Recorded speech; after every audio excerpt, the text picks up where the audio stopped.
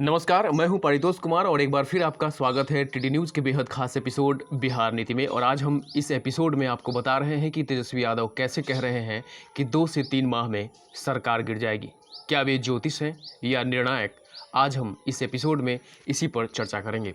दरअसल तेजस्वी यादव नेता प्रतिपक्ष हैं, पूर्व में उप मुख्यमंत्री भी रह चुके हैं और बीते विधानसभा चुनाव में इनके नेतृत्व का लोहा भी माना गया है, क्योंकि अपने पिता लालू प्रसाद यादव की नीति पर ही बिहार की जनता में अपना दमखम और प्रभाव दिखाने में यह कामयाब रहे और मजबूत नेता प्रतिपक्ष के रूप में भी उभरे। बीते दिनों तेजस्वी दिल्ली में थे और दिल्ली से लौटने के बाद तेजस्वी यादव ने लोगों से कुछ अपील की है और काफ़ी सुर्खियों में भी बने हुए हैं। इस बीच उन्होंने एक बड़ा बयान दे दिया है। दरअसल अपने विधानसभा क्षेत्र में जनता के बीच उन्होंने कहा कि 2-3 महीने में बिहार की सरकार यानी बिहार गवर्नमेंट गिर जाएगी। आखिर उन्होंने ऐसा कैसे कह दिया? क्या वह ज्योतिष है या निर्णायक? ऐसे कई सवाल लोगों के मन में उठने शुरू हो गए और उनके इस बयान से राजनीतिक तेज हो गई है।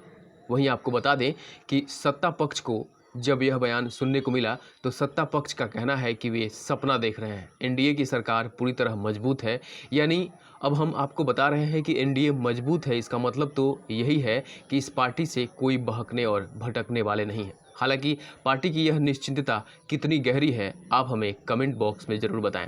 फिलहाल हम खबरों को आगे बढ़ाते हैं और जानने की कोशिश करते हैं कि दिल्ली से लौटने के बाद अपने विधानसभा क्षेत्र में तेजस्वी लोगों से मिले और वहीं यह बयान दिए। दरअसल तेजस्वी यादव शुक्रवार को अपने विधानसभा क्षेत्र में राघोपुर गए थे। वहां जनता उनके समक्ष समस्याएं रख रही थी और समस्याओं को लेकर आक्रोश जाहिर कर रही थी। इसी दौरान नेता प्रतिपक्ष ने कहा कि घबराइए मत, यह सरकार 2 से 3 महीने रुक जाइए, सरकार गिरने वाली है। उनके इस बयान के बाद से राजनीतिक गर्माहट आ गई है। गर्माहट आने वाली बात तो है ही। मालूम हो कि लंबे समय तक दिल्ली में रहने के बाद तेजस्वी हाल ही में पटना लौटे हैं। यहाँ लौटने ही उन्हें चिराग पासवान को आमंत्रण दे दिया। इसके साथ ही राज्य सरकार पर जमकर हमला बोला। उन्होंने कोरोना, बेरोजगारी, टीकाकरण आदि के मुद्दे पर सरकार को घेरा। इस बीच उनके इस बयान में कई मायने निकल के आ रहे हैं सामने। हाल के दिनों में गौर करें तो पूर्व सीएम जीतनराम मांझी लगातार भाजपा पर हमलावर रहे हैं। इस क्रम में उन्होंने वैक्सीनेशन सर्टिफिकेट पर प्रधानमंत्री नरेंद्र मोदी की तस्वीर पर भी आपत्ति जताई थी। इसके अलावा भी कई मौके पर उन्होंने तल्ख तेवर दिखाए थे।